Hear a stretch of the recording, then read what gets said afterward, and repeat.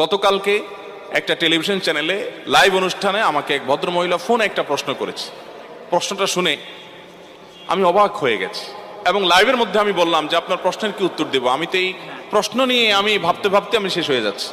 ভদ্রমহিলা প্রশ্ন করে বলছেন যে আমার স্বামী আমাকে অনেক কষ্ট দেয়, অনেক আমার হক নষ্ট করে।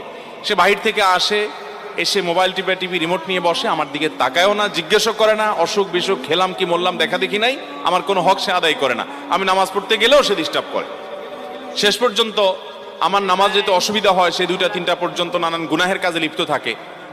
তো আমার অসুবিধা হয় দেখে আমি যখন তাকে রিকোয়েস্ট করি যে আমার নামাজের সময় অন্তত আমাকে একটু নামাজটা পড়তে দাও, তখন সে বলে তুমি আরেক রুমে গিয়ে শো।